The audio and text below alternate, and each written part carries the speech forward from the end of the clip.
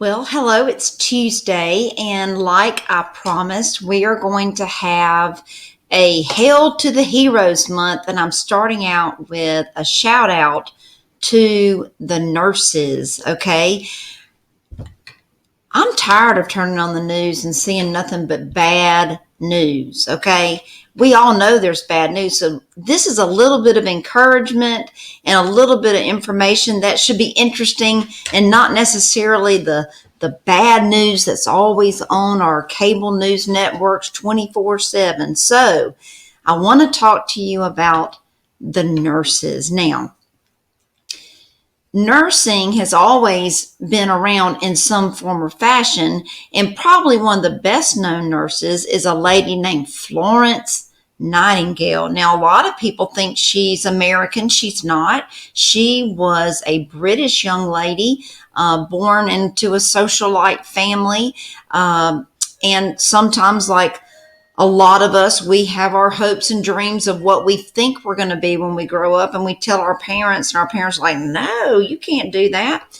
But she, from a young age, always wanted to take care of things. And so she wanted to be a nurse. Well, her parents said, absolutely not. You need to find a young man to marry. Now, y'all, this is in the 1840s and 50s. Okay. This is when the socialites, the women, they didn't marry necessarily for love. If you were way up in the socialites, you married for peace. If you were royal, you might be the princess of Germany, and your parents marry you off, or you're betrothed to the prince of Spain or Austria later on, so that you can maybe have a political match. It's kind of hard to kill off your grandkids and get into a war. But anyway, Florence Nightingale said, I'm not interested in getting married. I want to be a nurse. And she went off and went to school to be a nurse. They put her in a place after she got off to take care of aging governesses. And a governess is someone who might have taken care of the children and things like that. The aging governess. That's going to be me one day, the aging teacher's home. Okay. Me and all my teacher friends and I, excuse me, I'm not the English teacher, history teacher, have all my little teacher friends in the infirmed, aged teacher's home. But she took care of them, and then she started seeing what was happening during the Crimean War. Now, the Crimean War is, just in a nutshell, it is the British Empire is going up against Russia. Okay. All right. And, you know, the Ottoman Empire is involved, and the Ottoman Empire now is Turkey. So, I mean, there's all kinds of stuff going on. So they had not had, the British military had not had a good run of luck with nurses, the female nurses. They, you know, nurses mainly a lot of times were men on the battlefield, and they didn't want any female nurses. But because she had done so well at the school, the home for infirmed governesses, okay, she did so well, she moved to the ranks. She's like, I'm going to go do something. And they said, okay, come on. Well, when she got to the front lines of this Crimean War to tend to the British soldiers, you cannot imagine what she found. She had all of these men, now guys, that are wounded, sick, hurt, be it here, whatever. They are lying in their own filth. The water is dirty. They had made a camp. Okay. I don't think I'd do this. They had put a camp on top of a cesspool, and it's just nasty, just human filth, okay? Well, Florence Nightingale comes in and says, what in the world? And you know what she does? Instead of wringing her hands and saying, what are we going to do? She grabs a brush and she starts scrubbing, and she gets some of the patients that aren't terribly off, and she hands them a brush and she said, start scrubbing. And she starts getting that hospital area moved, sanitized, cleaned up. You know what she even did? She realized that the men weren't eating now see if this makes sense to y'all, though this is kind of common sense stuff, but it took old Flo to come in there and tell them, maybe they're not eating the food to get well because it doesn't taste good. So she opens up a kitchen that makes good food so the men will want to eat and get their strength back. Imagine that. Okay, she opens up a laundry and she washes the linens and their clothes and keeps them clean. And guess what? She does a little bit of hand washing and talks to them about hand washing. It makes sense. She starts battlefield medicine protocol. And so she would go at night 24/7 checking on the soldiers with her little lantern going around. And that's why Florence Nightingale is known as the Lady of the Lamp, because that's who they equated with, kind of who was saving them was this woman, the Lady of the Lamp. Now, she did develop something called the Crimean fever, kind of a debilitating disease. She put her own self on the line, like nurses do, right? And so she kind of took ill, but she still lived till like 88 or 90, writing, advising, even so much so the Crimean War ended, I think, in around 1853 to 1856 is when it ended. Guess what's coming along in the United States? 1860 Civil War.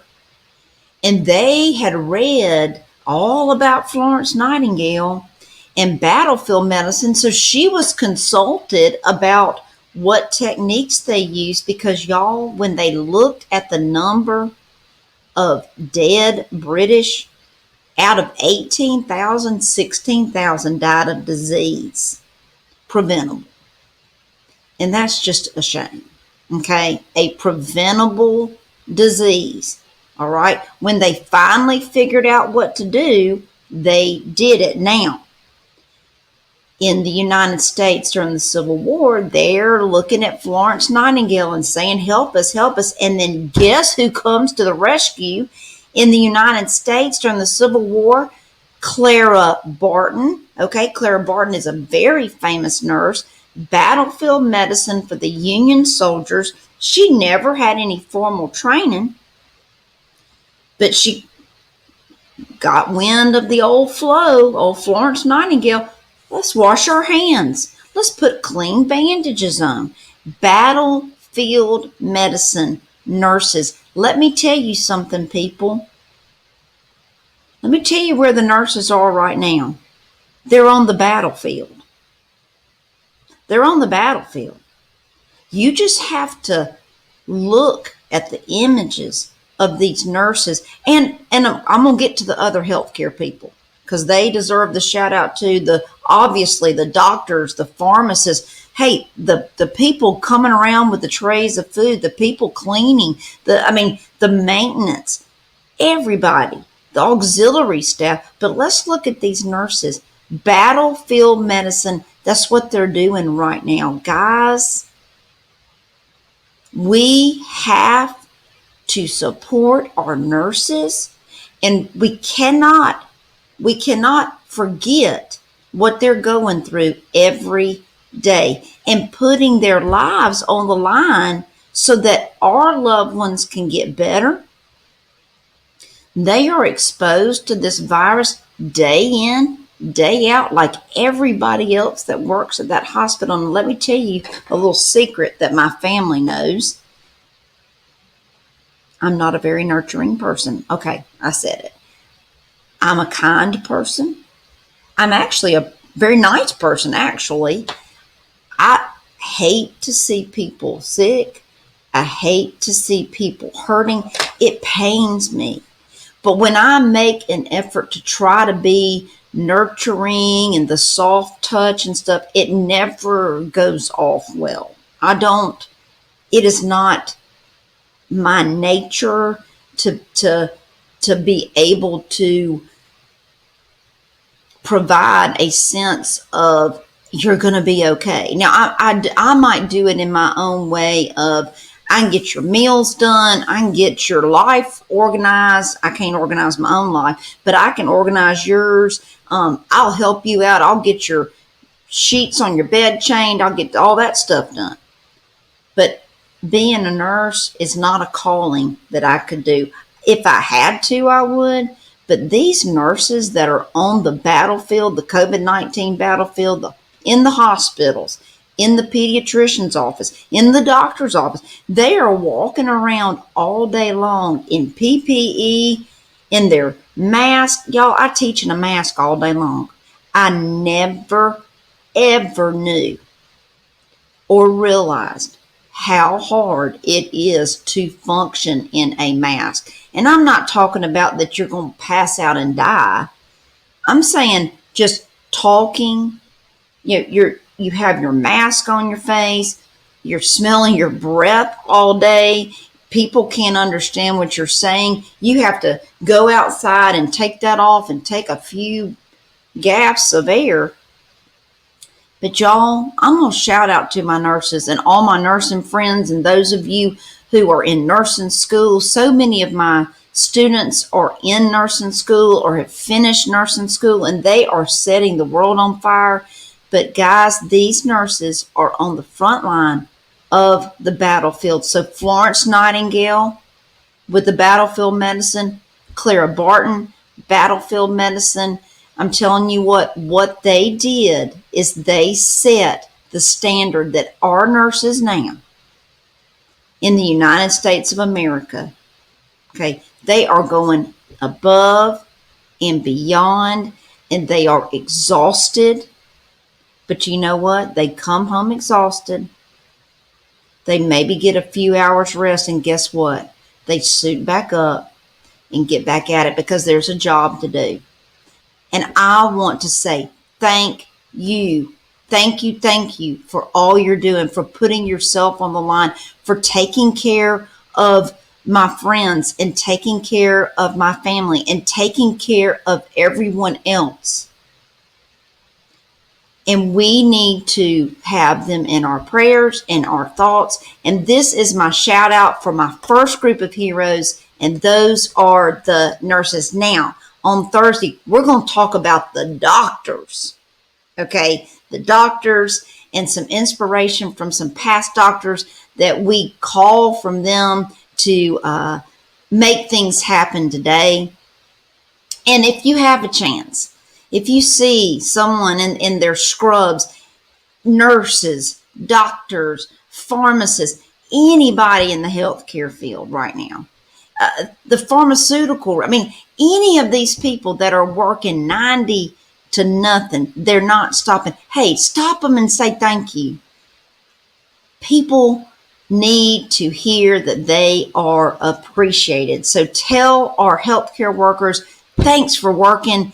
Thanks for being a hero. And I hope y'all have a good night. And I'll see you Thursday for our Hail to the Heroes. And we're going to talk about our doctors. Have a good night.